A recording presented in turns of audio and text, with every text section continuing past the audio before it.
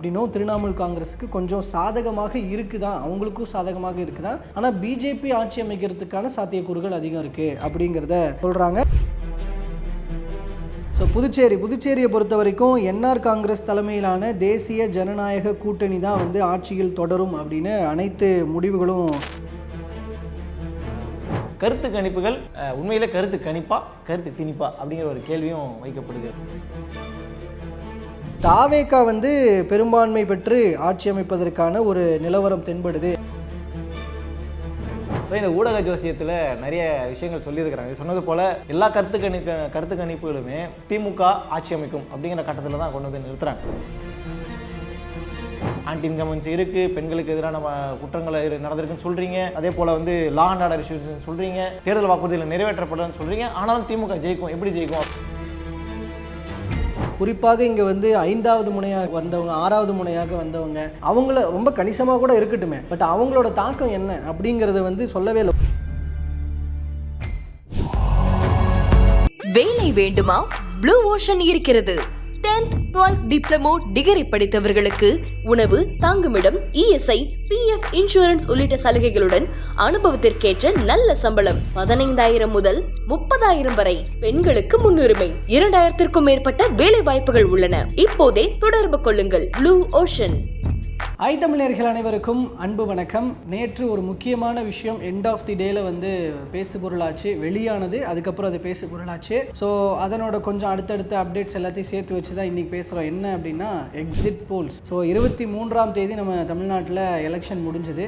நேற்று வந்து கடைசியாக இந்த மேற்கு வங்காளத்தில் 2ஆம் கட்ட தேர்தல் அப்படிங்கிறது முடிஞ்சது. அது முடித்த அடுத்த சில நிமிடங்கள் அல்லது 1 மணி நேரம் கணக்கு அந்த டைம்லேயே வந்து எக்ஸிட் போல்ஸ் எல்லாம் வெளியாக ஆரம்பிச்சிருச்சு. இது வரைக்கும் இப்போ நடந்திருக்கிற அனைத்து மாநில தேர்தல்கள்லையும் என்ன மாதிரியான முடிவுகள் வர வாய்ப்பு இருக்குது அப்படின்னு சொல்லி அதன்படி வந்து தமிழ்நாடு, புதுச்சேரி, கேரளம், மேற்கு வங்காளம், அஸ்ஸாம், ஸோ இந்த 5 மாநிலங்கள்லையும் வந்து என்ன மாதிரியான நிலவரம்னு எக்ஸிட் போல்ஸ் வந்துச்சு. ஸோ அதை பற்றி தான் இன்றைக்கி பேச போகிறோம். அதில் எஸ்பெஷலி நம்ம தமிழ்நாடு பற்றி பார்க்க போகிறோம்.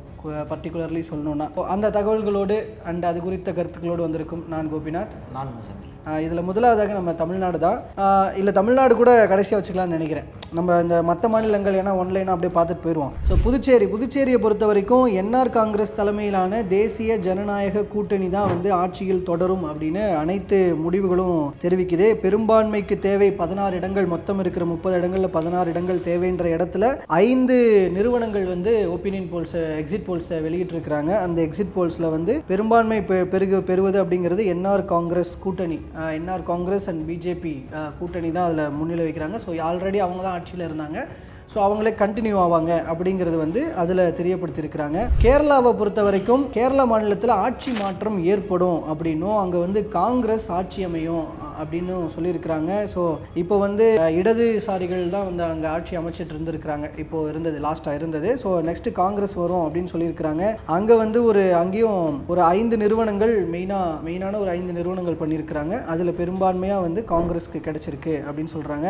அடுத்து மேற்கு வங்காளத்தில் மொத்தம் இருக்கிற 294 இடங்களில் பெரும்பான்மைக்கு தேவையான 148 இடங்கள். அதில் வந்து பெரும்பாலான கருத்து கணிப்புகள் பாரதிய ஜனதா கட்சி ஆட்சி அமைக்கும் அப்படின்னும் திரிணாமுல் காங்கிரஸுக்கு கொஞ்சம் சாதகமாக இருக்குதான், அவங்களுக்கும் சாதகமாக இருக்குதான். ஆனால் பிஜேபி ஆட்சி அமைக்கிறதுக்கான சாத்தியக்கூறுகள் அதிகம் இருக்குது அப்படிங்கிறத சொல்கிறாங்க. நிறைவாக பார்க்கும்பொழுது அஸ்ஸாமில் மொத்தமாக 126 இடங்கள், அதில் பெரும்பான்மைக்கு தேவை 64 இடங்கள். அங்கேயும் நான் சொன்னது போல் ஒரு 5 நிறுவனங்கள் பிரதானமாக பண்ணியிருக்கிறாங்க. ஸோ அங்கே வந்து பார்க்கும் பொழுது ஆளும் பாரதிய ஜனதா, ஆல்ரெடி பாரதிய ஜனதா ஆண்டுகிட்டு இருக்கிறாங்க, அவங்களே ஆட்சியை தக்க வைப்பாங்க அப்படின்னு சொல்லியிருக்கிறாங்க. ஸோ இது மற்ற மாநிலங்களோட நிலவரம். நம்ம மாநிலத்துக்கு வந்துடுவோம். ஸோ தமிழ்நாடை பொறுத்த வரைக்கும் மொத்தம் இருக்கிற உங்களுக்கே தெரியும், எல்லாருக்கும் தெரியும், 234 தொகுதிகள். அதில் பெரும்பான்மைக்கு தேவை அப்படிங்கிறது சரிபாதி 117 + 1 118 வாங்கணும். ஸோ அதுதான் பெரும்பான்மைக்கு தேவையான இடங்கள். அப்படின்ற பட்சத்தில் மொத்தமாக பிரதானமாக ஒரு 11 நிறுவனங்கள் எடுத்திருக்கிறாங்க. ஆக்சுவலி 12 வரும் இல்லையா, 12 வரும். பட் நியூஸ் பேப்பரில் ஒரு 11 நிறுவனங்கள் குறிப்பிடுறாங்க. 11 நிறுவனங்களில் 2 3 4 5 6 7 8 கிட்டத்தட்ட ஒரு 8 நிறுவனங்கள். அந்த 11 நிறுவனங்களில் 8 நிறுவனங்கள் வந்து திமுக கூட்டணி தான் ஆட்சி அமைக்கும் அப்படின்னு சொல்கிறாங்க. ஏடிஎம்கே கூட்டணி, அதாவது என்டிஏ கூட்டணி, அவங்க வந்து ஆட்சி அமைக்கும்னு ஒரு 3 நிறுவனங்களும், தாவேகா வந்து பெரும்பான்மை பெற்று ஆட்சி அமைப்பதற்கான ஒரு நிலவரம் தென்படுது அப்படின்னு ஒரு நிறுவனமும் சொல்கிறாங்க. ஸோ நிலைமை இப்படி இருக்குது. இதில் உள்ளார்ந்து பேசலாம். இதில் முசுமில் உங்களோட பாயிண்ட், இதில் இந்த 12வது நிறுவனம்னு ஒன்று இருக்குல்ல, அதையும் சொல்லிட்டு சொல்லலாம்னு நினைக்கிறேன். அது என்னன்னா, ஒவ்வொரு தேர்தலுக்கு பிறகும் ஊடகங்கள் இருக்கக்கூடிய நம்ம இப்போ சொன்னோம் இல்லையா, ஊடக ஜோசியம். இந்த ஊடக ஜோசியத்தில் நிறைய விஷயங்கள் சொல்லியிருக்கிறாங்க. இது சொன்னது போல எல்லா கருத்து கணிப்புகளுமே திமுக ஆட்சி அமைக்கும் அப்படிங்கிற கட்டத்தில் தான் கொண்டு வந்து நிறுத்துறாங்க. இதில் நீங்கள் 12ஆவதாக சொன்னது அந்த பிரஜா போல் அப்படிங்கிற ஒரு கருத்து கணிப்பு. அதில் என்னன்னா, திமுக கூட்டணிக்கு தான் அவங்களும் அதே தான் சொல்கிறாங்க. 148லேருந்து 168 வரைக்கும் கொடுக்குறாங்க. அதிமுக கூட்டணிக்கு 61லேருந்து 81 வரைக்கும் கொடுக்குறாங்க. தாவேகா 1 to 9, மற்றவை வழக்கம் போல் 0. ஸோ இப்படி தான் எல்லா கருத்து கணிப்புகளே கொடுக்குறாங்க. இப்போ என்ன சிக்கல் அப்படின்னா, கருத்து கணிப்புகள் உண்மையிலே கருத்து கணிப்பா கருத்து திணிப்பா அப்படிங்கிற ஒரு கேள்வியும் வைக்கப்படுகிறது. ஏன் அப்படின்னா, இப்போ எஸ்ஐஆருக்கு பிறகு நடந்த எலெக்ஷன் ஓட் பர்சன்டேஜ் வந்து அதிகமாக இருக்குது அப்படிங்கிற மாதிரி நிறைய காரணங்கள் சொல்லப்பட்டாலும், ஆனாலும் ஆன்டி இன்கம்பன்சி இருக்குது, பெண்களுக்கு எதிரான குற்றங்கள் நடந்திருக்குன்னு சொல்கிறீங்க, அதே போல் வந்து லா அண்ட் ஆர்டர் இஷ்யூஸ்ன்னு சொல்கிறீங்க, தேர்தல் வாக்குறுதியில் நிறைவேற்றப்படலன்னு சொல்கிறீங்க, ஆனாலும் திமுக ஜெயிக்கும், எப்படி ஜெயிக்கும் அப்படிங்கிற ஒரு கேள்வி வைக்கப்படுது இல்லையா? ஏன்னா அங்கே எதிர்க்கட்சி வலுவா இல்லை அப்படின்ற ஒரு விஷயம். ஆமாம். ஆனால் இதில் பொறுத்த அளவுக்கு ஒரு கருத்து கணிப்பு எப்படி எடுக்கிறாங்கன்றது பேசிக்காக வந்து புரிஞ்சுக்கிறோம். பொதுவாகவே ஸ்டாரிஃபைடு ரேண்டம் சாம்பிளிங்னு சொல்லுவாங்க. அது ஒரு அடுக்கு சீரற்ற மாதிரி தேர்வு.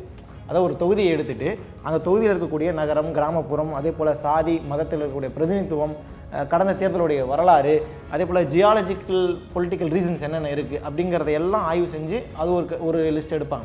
ஆக்சுவலி அது சொல்ல போனால் தொகுதிக்கு தொகுதி மாறுபடும். ஏன்னா ஒரு இடத்துல வந்து முத்திரையர் அதிகமாக இருப்பாங்க, ஒரு இடத்துல வந்து உடையார் அதிகமாக இருப்பாங்க, ஆனால் அந்த இடத்துல எஸ்சி கம்யூனிட்டியும் அதிகமாக இருக்கும். ஸோ அப்போ யாருக்கு கேஸ்ட் பேசிஸில் அப்படி இருக்குன்னா, ஒவ்வொரு தொகுதிக்கும் அந்த தொகுதிக்குன்னு ஒரு தனிப்பட்ட பிரச்சனைன்னு ஒன்று இருக்கும், அது இம்பாக்ட் ஏற்படுத்த வாய்ப்பு இருக்கும். ஸோ அந்த லோக்கல் இஷ்யூஸும் மிகப்பெரிய மேஜர் ரோல் பண்ணுது. அதே போல் பூத் வைஸாக எடுக்கும்போது அவங்க வந்து சிஸ்டமேட்டிக் ரேண்டம் சாம்பிளிங் சொல்லி ஒன்று எடுப்பாங்க. அதுவும் இதே மாதிரியான விஷயங்கள் தான். அந்த பூத்துக்குள்ளே இருக்கக்கூடிய பிரச்சனைகள் என்ன அப்படிங்கிற அடியில் எடுப்பாங்க இல்லையா? இதில் பார்க்கும் பொழுது எப்பவுமே ஒரு கருத்து கணிப்பை பொறுத்த அளவுக்கு அவங்க வந்து இண்டெக்ஸ் ஆஃப் அப்போசிஷன் யூனிட்டின்ற ஒரு டேர்ம் வேர்டு யூஸ் பண்ணுவாங்க. என்ன அப்படின்னா, ஆளுங்கட்சிக்கு எதிராக எதிர்கட்சிகள் எந்த அளவுக்கு பிரச்சாரம் பண்ணுதோ அந்த அளவுக்கு எதிர்கட்சிகளுக்கு வாக்குகள் சதவீதம் அதிகரிக்கும். ஆனால் இந்த முறை அந்த மாதிரி இருக்குதான்னு கேட்டால் கம்மி தான் அப்படிங்கிற மாதிரி தான் அவங்க குறிப்பிட்டு சொல்கிறாங்க. ஏன் அப்படின்னா, டிவிகே ஏடிஎம்கே நாம் தமிழ் கட்சி பெரிய அளவில் சீனில் இல்லைன்றதை நம்ம தவிர்த்துப்போம். அதனால் அவங்க கட்சியில், அதாவது தேர்தல் இல்லைன்னு அர்த்தம் கிடையாது. இதில் சொல்கிறேன் நான், இவங்க 2 பேருமே வந்து கடுமையான முறையில் திமுகவை எதிர்த்து பேசுனாங்க அப்படிங்கிறது ஒரு வகையில் உண்மையாக இருந்தாலும், ஆனால் அது களத்தில் எதிரொலிச்சுதா அப்படிங்கிற கேள்வி இருக்குது. செலக்டிவான பிரச்சனைகளுக்கு விஜய் அவர்கள் பேசுகிறதா இருக்கட்டும், தாவேகா குரல் கொடுக்குறதா இருக்கட்டும், அதிமுக தரப்பில் பிரச்சாரங்கள்லேயே பெரிய அளவில் தனிநபர் தாக்குதல் தான் அதிகமாக செஞ்சுட்டு இருந்தாருன்ற ஒரு விமர்சனம் இருக்கு இல்லையா? இதெல்லாம் மிகப்பெரிய அளவில் அவங்களுக்கு பிரித்து தான் கேட்டால் இல்லை. அப்போ எங்கே பிரிச்சிருக்கு அப்படின்னா, ஆன்டி இன்கம்பன்சி அப்படிங்கிற ஒரு ஓட்டை விஜய் இழுத்துருக்கிறார். அதை தாண்டி அதிமுகவுடைய வாக்கு சதவீதம் எந்த அளவுக்கு இருக்குன்றதை நீங்கள் சொன்ன அந்த புள்ளி விவரங்களில் பார்க்கும் பொழுது அதிகபட்சமாக 2021 அதிமுக தனித்து 66 இடம், கூட்டணியோட சேர்த்து 75 இடம். கரெக்டாக போலில் என்ன சொல்கிறாங்க அப்படின்னா 72லேருந்து 85% வாய்ப்பு இருக்குது அப்படிங்கிற மாதிரியும் சொல்கிறாங்க. அதே போல் தாவேகா வந்து நம்ம கணிக்க தேவையில்லை. ஏன்னா இப்போ தான் வராங்கன்றதுனால அவங்க அதிகமாக எடுத்தாலும் சரி கம்மியாக எடுத்தாலும் சரி ஒரே கணக்கு தான். ஆனால் பெரும்பான்மையான கருத்துப்படி பார்க்கும்போது 19லேருந்து 20, 25 இடத்துக்கிட்ட வரது வாய்ப்புகள் இருக்குது. ஒரு 15% வாக்குகள் பிரிப்பாங்கன்ற மாதிரி சொல்லப்படுது. இப்போது ஏடிஎம்கேவை 3வது இடத்திற்கு தாவேகா தள்ளிவிடும் அப்படின்ற ஒரு பிம்பம் இருந்துச்சு இல்லையா? அது உடஞ்சிருக்கான்னு கேட்டால் இந்த கருத்து கணிப்பின்படி உடையலை. ஏன்னா 72லேருந்து 85, போன மாதிரி 66 தான். அப்போ இந்த முறை ஒரு 10 சீட் எக்ஸ்ட்ரா இருக்குன்றது, அப்போ அவங்களோட கோர் ஓட்டர்ஸ் வந்து எங்கேயுமே போகலை அப்படிங்கிறது இல்லை ப்ரூவன் ஆயிருக்கு. அதாவது இதை நம்ம ஏற்றுக்கிறோமா ஏற்றுக்கலான்றதை தாண்டி இப்போ இருக்கிற தரவுகளை வச்சு நான் சொல்லும்போது, அதே மாதிரி ஜேவிசி தரவு வந்து தெளிவாக என்ன சொல்லுது அப்படின்னா 168லேருந்து 147 வரைக்கும் குறிப்பிடுறதாக சொல்லப்படுகிறது ஜேவிசியோடது. ஸோ அப்படி பார்க்கும்பொழுது அதிமுகவுடைய கோர் வாக்குகள் பிரியல. அதே போல் விஜய்க்கான சென்ற வாக்குகள் அப்படிங்கிறது ஆன்டி இன்கம்பன்சி வாக்குகள். அதே போல் 2021 66 இடங்களில் பிடிச்ச அதிமுக 2026 80 இடங்களில் சாலிடாக பிடிக்கும் அப்படிங்கிறது அதிமுக ஒரு தவிர்க்க முடியாத சக்தியாக இருக்குது அப்படிங்கிறதும் ஒரு விஷயங்கள் இதில் வந்து ப்ரூவன் ஆயிருக்கு. இதை வைத்து பார்க்கும்பொழுது திமுகவுடைய வாக்குகளை பிரிப்பதன் மூலமாக மட்டும்தான் இங்கே தாவேகாவும் அதிமுகவும் வளருதா அப்படிங்கிற கேள்வியும் வந்திருக்கு. ஆன்டி இன்கம்பன்சி பிரிச்சிட்டாங்க, அதிமுகவோட கோர் ரூட் அப்படியே இருக்குன்னா அப்போ எப்படி யார் ஜெயிப்பா? ஆப்வியஸாக திமுக தானே ஜெயிக்கும். பெரிய குறைந்தபட்சமாக இருந்தாலும் திமுக தானே ஜெயிக்குன்ற மாதிரி தான் இந்த போல்ஸ் வந்து சொல்லுது. இல்லை, பிரதானமாக விஜய் அவர்கள் அரசியலுக்கு வந்ததுக்கு அப்புறமாவே அவருடைய வருகை யாருக்கு சாதகமாக போய் முடிய வாய்ப்பு இருக்கிறது. எய்தர் அவர் வந்து கூட்டணி வச்சு அவர் ஆட்சிக்கு வரும் அந்த நிலை எட்டப்படாவிட்டால் அப்படின்ற அந்த நிலவரத்தில் அப்போ விஜய் தனிச்சே நின்னா அந்த கூட்டணி வைக்கலைன்னா விஜயால் கண்டிப்பாக ஆட்சி அமைக்கிற அளவுக்கு ஒன்றும் பண்ண முடியாது. அந்த வாக்குகளை தொகுதிகளை அறுவடை பண்ண முடியாது. அப்போ அப்படி இருக்கும்போது அங்கே வெற்றின்றது யாருக்கு போய் சேரும் அப்படின்னா இப்போ இருக்கிற ஆளும் கட்சிக்கு போய் சேருவதற்கான வாய்ப்பு இருக்குது. நம்ம ஒரு 2-3 சிட்டிங்களுக்கு முன்னாடி பேசும்போது கூட அவருக்கு ஒரு தியரி ஒன்று சொன்னோம். ஒரு 2 இந்த ஆன்டி இன்கம்பன்சி அப்படிங்கிறது கண்டிப்பாக வந்து இன்னொரு கட்சியை மாற்று கட்சியை ஆட்சி மாற்றத்தை ஏற்படுத்திடும் அப்படின்னு நீங்கள் சாலிடாக எப்போ சொல்லலாம்னா அது 2 முனை போட்டியாக இருக்கும்போது சொல்லலாம். ஆனால் ஒரு 3 முனையாக இருக்கும்போது 4 முனையாக இருக்கும்போது அது சொல்ல முடியாது. அண்ட் மோரோவர் வந்து 2 பேர் ஒரே ஒரு கட்சியை, அதாவது ஆளுங்கட்சியை ஒரு 2 பேர் எதிரிகளாக நினைத்து அடிக்கிறார்கள். 2 பேருக்கும் வந்து ஒருத்தருக்கு பாரம்பரிய வாக்கு வங்கியும் ஒருத்தருக்கு ஒரு கரிஷ்மேட்டிக் வாக்கு வங்கியும் இருக்குது அப்படின்ற போது அது ரெண்டும் பிரியுது. அப்படிங்கிற போது அது கண்டிப்பாக வந்து அந்த 2 பேருக்கும் ஒரு பெரும்பான்மை வெற்றியை கொடுத்துட போகிறதில்ல. அப்போ அப்படி இருக்கும்போது எதிரி பெரும்பான்மை பெற்றாதான் இப்போ இருக்கிற ஆளுங்கட்சி தோற்பதற்கான வாய்ப்பு இருக்கிறது. இதில் இன்னொரு சந்தேகம் எனக்கு இருக்குது. என்னன்னா போன முறை 2021 22 இடங்களில் டிடிவி தினகரன் தான் அதிமுக பில்லுக்கு தள்ளாரு. ஏன்னா ஒரு 1000 ஓட்டு 1500 ஓட்டு 800 ஓட்டுங்கிறதெல்லாம் தண்டாரில்ல. இப்போ அதே விஷயத்த சசிகலா அம்மையாரும் செஞ்சுருக்கிறாங்க, ராமதாஸும் செஞ்சுருக்கிறாங்க. அப்போ அதெல்லாம் இந்த தேர்தலில் தாக்கத்தை ஏற்படுத்தாதாங்கிற ஒரு கேள்வி இருக்குது. இந்த பக்கம் போனோம்னா தவக தலைவர் வேல்முருகன் அவர் வந்து அவங்க வந்து கிட்டத்தட்ட ஒரு 70க்கும் மேற்பட்ட, ஏன்னா தடாரை அவருடைய இன்டர்வியூ சொல்லியிருந்தார், 70க்கும் மேற்பட்ட சின்ன சின்ன அமைப்புகளை வச்சு திரட்டி நாங்கள் வந்து தேர்தலில் எதிர்கொள்கிறோம். நாங்கள் வட மாவட்டங்களில் பெரிய அளவு தாக்கத்தை ஏற்படுத்துறதுக்கு வாய்ப்புகள் இருக்குன்ற மாதிரி நான் கடலூரில் போய் விசாரிக்கும் பொழுது எனக்கு வந்த தகவல் இது. ஸோ அப்படி பார்க்கும்போது அவர் யாருடைய ஓட் பர்சன்டேஜை பிரிப்பார்? திமுக இவங்க வந்து அதிமுக அதை பிரிக்கிறாங்கன்னா அவங்க திமுக அதை பிரிக்கிறாங்களே, அது என்ன ரோல் ப்ளே பண்ணுதுங்கிற கேள்வி இருக்குது. ஸோ இதெல்லாம் இதுக்கான விஷயங்கள்லாம் அதில் குறிப்பிடவே இல்லை. ஸோ அது ஒரு மாதிரி எனக்கு ஒரு சந்தேகத்தை ஏற்படும். அதை மேலோட்டமாக பிரதானமாக இருக்கிற கட்சிகள் அவங்களுடைய பர்சன்டேஜ் அது இதுன்னு அதை பற்றி மட்டும் பேசினவங்க, குறிப்பாக இங்கே வந்து 5வது முனையாக வந்தவங்க 6வது முனையாக வந்தவங்க அவங்கள ரொம்ப கணிசமாக கூட இருக்கட்டுமே, பட் அவங்களோட தாக்கம் என்ன அப்படிங்கிறத வந்து சொல்லவே இல்லை. ஒருவேளை அதெல்லாம் அந்த மற்ற வேலை சேர்த்துட்டாங்க போல். பட் அதை கொஞ்சம் டீட்டெயிலாக சொல்லியிருக்கலாம். அவங்க தாக்கத்தையே ஏற்படுத்தலைங்க அப்படின்னாலும் தாக்கத்தை ஏற்படுத்தலைனாவது சொல்லிட்டு போயிருக்கலாம். சரி, கன்சிடர் பண்ணியிருக்காங்க அப்படின்ற மாதிரி நம்ம புரிஞ்சுக்கலாம். பட் அதை பற்றி பெருசாக பேசாததுன்றது ஒரு டவுட்டை கிளப்புது. இப்போ இந்த மை ஆக்சிஸ் இந்தியா, அதாவது இந்தியா டுடே தான் அது அவங்களோட இந்தியா டுடே வருதுன்னு நினைக்கிறேன். அந்த மை ஆக்சிஸ் இந்தியா அவங்க எடுத்த கருத்து கணிப்பில் தான் தாவேக்காவை வந்து ஆட்சி அமைக்கக்கூடிய கட்சியாக மாற்றி வச்சிருக்கிறாங்க இல்லையா.